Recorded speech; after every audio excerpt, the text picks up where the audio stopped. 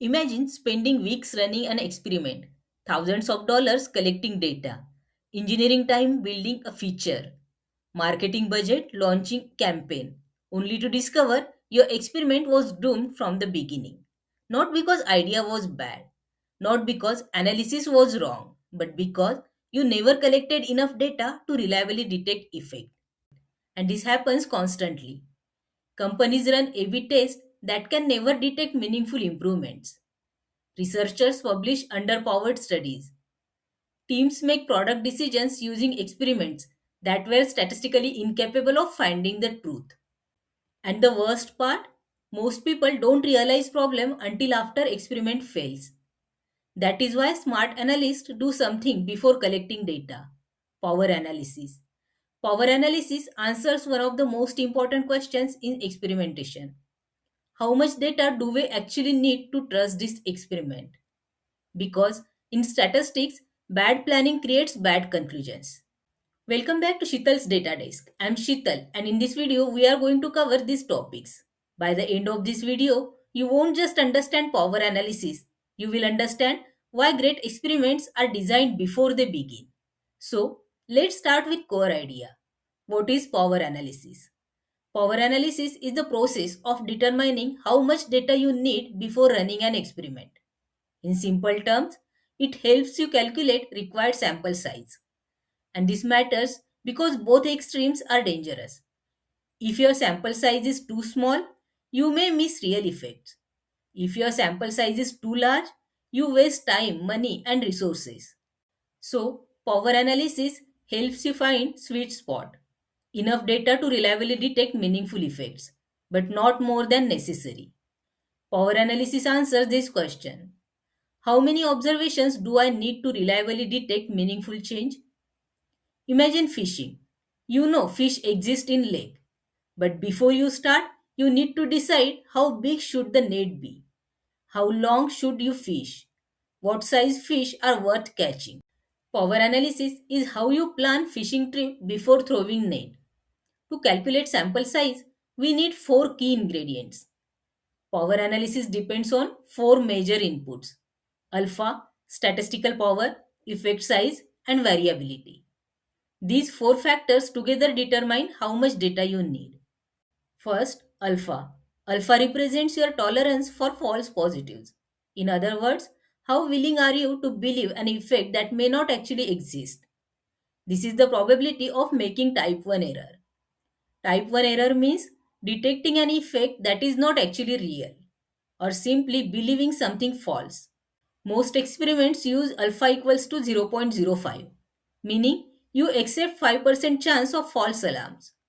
Another important choice is one-tailed versus two-tailed testing. A two-tailed test asks, is the result different in either direction? One-tailed test asks, is the result specifically better? Because one-tailed tests focus on only one direction. They usually require less data, but they also make stronger assumptions. And in many business experiments, two-tailed testing is considered safer and more standard. Second, statistical power. Statistical power measures your ability to detect real effects. In simple terms, if something truly works, how likely are you to catch it? Power is written as power equals to 1 minus beta, where beta is probability of missing real effect. Most experiments aim for 80% of power, meaning if effect is real, your experiment detect it 80% of the time. Third, effect size. Effect size is the size of improvement you care about detecting. Examples: conversion increases from 5% to 6%. Revenue increases by $2 per user. Retention improves by 3%. Key insight is small effects are much harder to detect than large effects. Fourth, variability. Variability measures how noisy your data is. If user behavior is highly inconsistent, real signals become harder to detect. More noise means you need more data. So far, alpha controls false positives. Power controls missed effect. Effect size controls signal strength. And variability controls noise. And together they determine sample size. Now, let's understand how each one changes amount of data you need. First, higher power. Suppose you want your experiment to become more reliable. Instead of 80% power, you want 90%. That means you want lower chance of missing real effects. But higher reliability requires more sensitivity, and more sensitivity requires more data. Second, lower alpha. Now suppose you become more cautious. Instead of alpha equals to 0.05, you choose alpha equals to 0.01. Now you demand much stronger evidence before believing results. That reduces false positives, but it also increases required sample size. Third, smaller effects. This is one of the most important ideas in experimentation. Small effects are extremely expensive to detect. Imagine trying to hear whisper in crowded room. That is small effect. Now imagine someone shouting. That is large effect. Whisper requires far more observations to separate from noise. If detecting 4% improvement requires 2000 users, then detecting 2% improvement may require 4 times more data, not double, 4 times more. That is the brutal reality of experimentation. Fourth, higher variability. When data becomes noisier, real signals get buried. Think of trying to spot a flashlight in bright sunlight. Flashlight is effect, sunlight is variability. More background noise means you need more observations to confidently separate signal from randomness. So now we understand trade-offs. Let's make this real with A/B testing example. Suppose your website currently converts at 5%. You launch new feature. You believe it can increase conversion to 6%. That sounds small, but relative to original 5%, that is 20% improvement. And depending on your traffic, that could mean millions in revenue. This is why companies care deeply about detecting even tiny percentage improvements. At massive scale, small percentage change become enormous business outcomes. Before running test, you choose alpha equals to 0.05, power equals to 80%, minimum detectable effect equals to 1 percentage point. Now comes the key question. How many users do we need? After running power analysis, you may discover you need around 8,000 users per group, meaning 8,000 users in control, 8,000 users in treatment. Only then can you reliably detect improvement you care about. But here's another important detail many beginners miss. Sample size alone is not enough. Power analysis may tell you need 8,000 users per group, but you also need enough time to capture normal user behavior. Why? Because user behavior changes across weekdays versus weekends, holidays, pay cycles, seasonal trends. Imagine getting all 8,000 users in just few hours on Tuesday. Technically, you reach required sample size, but practically, your experiment may still be biased because tests never observe full behavioral patterns. So, good experimentation is not just about enough users, it is also about enough time. And this is where many teams fail. They stop experiments too early. They conclude no significant effect, even though experiment never had enough power to detect reality. But where do these numbers actually come from? Without getting lost in heavy mathematics, sample size roughly behaves like this. Required sample size increases with square of noise and decreases with square of effect size. This reveals two major truths. More noise requires more data, and smaller effect requires dramatically more data. Why does this happen? Because random variation can easily hide tiny effects. So when signal becomes smaller, experiments need many more observations to separate signal from noise reliably. Large effects stand out quickly. Small effects hide inside randomness. And this relationship is non-linear. That is what surprises most people. Reducing effect size slightly can explode amount of data required because statistics becomes dramatically harder when signal and noise starts looking similar. This is why detecting tiny improvements at companies like Netflix, Amazon or Google can require millions of users, Not because analysts are bad at statistics, but because reality itself is noisy. And this brings us directly to one of the most important business decisions in experimentation: minimum detectable effect. This is the smallest improvement your experiment is designed to reliably detect. In simple terms, what is the smallest change that is still worth caring about? MDE is not just statistical decision, it is business decision. Because before running an experiment, teams must decide what level of improvement would actually justify action. In different industries, that threshold looks very different. Examples: in marketing, 0.5% increase in conversion rate may be valuable at scale. In product, 2% improvement in retention could significantly affect long term growth. In finance, even 1% improvement in returns can matter enormously over time. In healthcare, 5% reduction in symptoms could improve thousands of lives. But here's the challenge: smaller the effect you want to detect, more data you need. So, if your business cares about detecting tiny improvements, experiments become much larger, more expensive, and slower to run. That's why choosing MDE is always a balance between sensitivity, cost, and business value. So, MDE is not really asking what can we detect, it is asking what is worth detecting. Power analysis matters because it prevents two expensive mistakes. Mistake 1: too little data.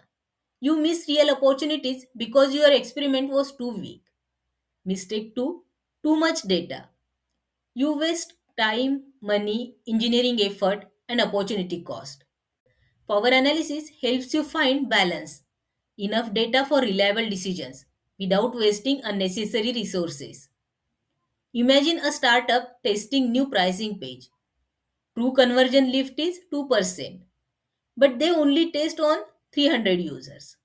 Experiment says no statistically significant difference. So they reject redesign. Months later, a competitor launches something similar and wins. Idea was not bad. Experiments simply lack power. But power analysis is only useful if your assumptions are realistic. First, choosing effect size. Don't invent unrealistic improvements just to reduce sample size. Effect size should reflect what would actually change business decisions. For that, use historical data, business knowledge, realistic expectations. Because if your assumptions is wrong here, your entire experiment design collapses. Second, choosing power. 80% is common in most industries. That means you accept 20% chance of missing real effect.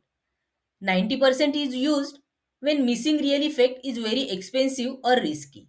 For example, healthcare or high stake financial decisions. Third, choosing alpha. 0.05 is standard in most experiments, but this is not fixed rule. Strict threshold like 0.01 are used when false positives are very costly. Wrong decisions are very expensive. So, alpha is basically how cautious your decision process is. Fourth, choosing variability. Variability should be estimated from past experiments, historical data, real user behavior. Because if you underestimate noise, you will underestimate required sample size and your experiment will fail silently. All four inputs are not just statistical values, they are business assumptions converted into math. And if these assumptions are wrong, even perfect calculations will produce wrong sample size. Now let's look at biggest mistake analysts make. First, skipping power analysis. Many teams start experiments immediately without calculating required sample size.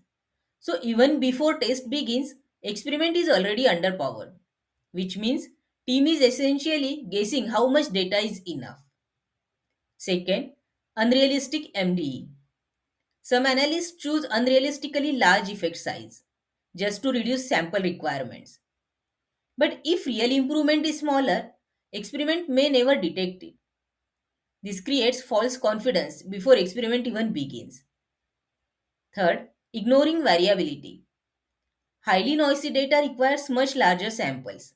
If variability is underestimated, experiments often end up far weaker than expected, and that breaks assumptions behind sample size calculation. Fourth, stopping early. Many teams stop experiments the moment results look promising, but early randomness can be misleading. Stopping too soon can create unreliable conclusions because short term statistical fluctuations can look like real effects. Fifth, picking too often. Another common mistake is constantly checking results during experiment. This is called picking. Repeated checking increases false positives and can make random noise appear statistically significant, which means original assumptions behind your power analysis break down. Sixth, confusing significance with importance. Statistical significance does not guarantee business value. A result can be statistically significant, but too small to actually matter. For example, massive experiment might detect tiny improvement that is technically significant, but financially meaningless. Because in business, detectable does not always mean valuable. So, how is power analysis actually done in practice? Today, analysts use tools like Python, R, online calculators, experimentation platforms to quickly estimate required sample size. Typical workflow is first set alpha, then set desired power, specify effect size, estimate variability, and compute required sample size. Math may be automated, but choosing assumptions still requires human judgment.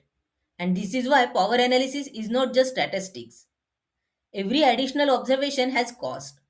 More users mean more time, more engineering effort, slower decisions, higher opportunity cost. So experiment design becomes optimization problem, balancing certainty against cost. And different organizations make this trade-off differently. The way you choose power and sample size is not same everywhere because different organizations have completely different priorities.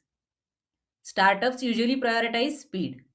They want fast decisions, fast learning, fast iteration. So they may accept lower power, higher uncertainty, smaller experiments because moving quickly is often more valuable than being perfect. Large companies run experiments at scale, so their focus is different. Optimizing sample sizes carefully, balancing hundreds of experiments at once, managing statistical efficiency across system. Even small improvements matter here because they compound. In healthcare and drug testing, stakes are extremely high. Missing real effect could mean life-saving treatments get rejected. So these studies usually require very high statistical power, very strict standards, much larger sample sizes. Manufacturing is all about consistency. So focus is on precision, stability, minimizing defects. Here, even small errors in detection can lead to large operational losses. And this leads to one of the most important ideas in experimentation. There is no universally correct sample size. Right sample size depends on what kind of mistakes your organization can afford to make. So, depending on context, same statistics can lead to completely different decisions. Now, let's zoom out and connect all these ideas together because none of these concepts exist in isolation. They are all part of same experimentation system. Type 1 error is detecting something that is not actually real. In other words, false positives. Type 2 error is opposite of type 1 error. Type 2 error is missing something that actually is real. That is false negative. Statistical power is your ability to avoid that mistake. Your ability to detect real effects when they truly exist. Minimum detectable effect answers what is the smallest improvement worth detecting in first place. Variability measures how noisy or inconsistent data is. More randomness means real effects become harder to detect, and that usually requires much larger sample sizes. And sample size is the practical output of all these decisions. It combines alpha, power, effect size, and variability to determine how much data experiment needs. So, experiment design is really the process of balancing all these trade offs together. false positives, false negatives, cost, sensitivity, and business value. All of these concepts are connected. They are different pieces of one bigger goal, designing experiments that can reliably separate truth from randomness. Power analysis answers one essential question: how much data do I need? It requires four inputs: alpha, power, effect size, and variability. It produces required sample size. Why it matters? This helps you avoid underpowered experiments, avoid wasted resources, design better tests, make better business decisions. And here's the biggest takeaway of all: most failed experiments don't fail because idea was wrong. They fail because experiment was never capable of detecting truth in the first place. And that's why power analysis matter. Because before asking what does this data say, you first need to ask, was this experiment even capable of finding the answer? In next video, we will dive deeper into minimum detectable effect, business impact, and why tiny improvements require massive sample sizes. Because understanding power analysis is one thing, designing efficient experiments is where real skill begins. If you found this video helpful, don't forget to like, share, and subscribe to Shital's Data Desk. Thanks for watching, and I'll see you in next video.